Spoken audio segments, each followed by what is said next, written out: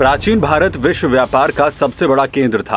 प्राचीन काल में भारत खाद्य पदार्थों, कपास, रत्न, हीरे इत्यादि के निर्यात में विश्व में सबसे आगे था।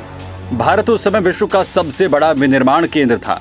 दुनिया भर के लोग समुद्री रास्तों से भारत आते और यहाँ की आबो हवा से इतने चकित हो जाते कि दुनिया में भारत की चर्चाएं होने लगी। उसी दौर में इंग्लैंड तक भारत के रेशम की हस्तशिल्प कारीगरी और मसालों की सुगंध पहुंची, जिसके बाद अंग्रेजों के कान खड़े हो गए।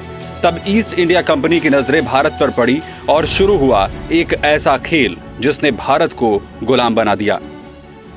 ईस्ट इंडिया कंपनी व्यापारिक इरादे से भारत आई, लेकिन यहाँ की रियासतों की आपसी लड़ाई और बिखराव देख ईस्ट इंडिया कंपनी भारत पर हावी होने लगी, जिसने उसकी साम्राज्यवादी महत्वाकांक्षा को हवा दे दी।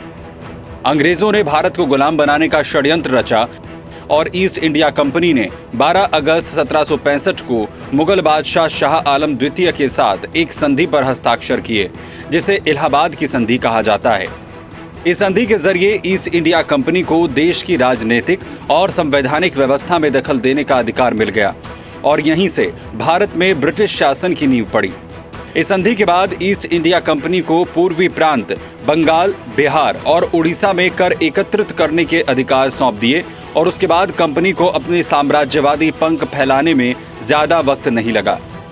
12 अगस्त 1765 इलाहाबाद संधि के तहत भारत में ब्रिटिश ईस्ट इंडिया कंपनी के शासन की नींव पड़ी और देश में गुलामी का अंधेरा फैलने लगा और भारत अंग्रेजों के षड्यंत्र और दमनकारी नीतियों के बीच गुलाम होता चला गया। ईस्ट इंडिया कंपनी की शुरुआत समंदर के जरिए माल ब्रिटेन तक लाने के लिए की गई थी। उस समय ईस्ट इंडिया कंपनी ने अपने कदम भारत में रखे और यहाँ पर अपना व्यापार शुरू किया। उन्होंने भारत से चाय, मसाले और कई ऐसी चीजों का सौदा किया जो यूरोपीय देशों में मौजूद नहीं थी। ईस्ट इंडिया कंपनी ने दुनिया भर के 50% व्यापार पर अपना कब्जा कर लिया और ये कंपनी ब्रिटिश हुकूमत की जान बन गई।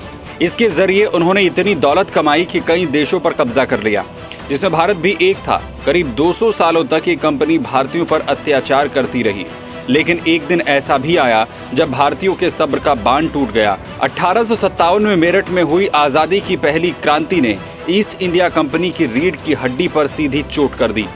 ईस्ट इंडिया कंपनी का कारोबार रातों रात आसमान से जमीन पर आ गया। उसके बाद भारत में आजादी के दीवानों ने अंग्रेजों की नींदें उड़ा दी और अंग्रेज भारत छोड़ भागने पर मजबूर हो गए।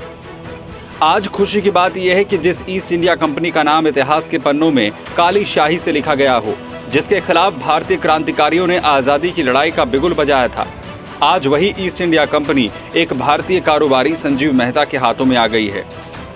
संजीव मेहता ने ईस्ट इंडिया कंपनी को खरीदकर हिंदुस्तानियों के दिल को जीत लिया। दुनिया को दिखा दिया कि भारतीय अपना हिसाब सूद समेत वसूलते हैं।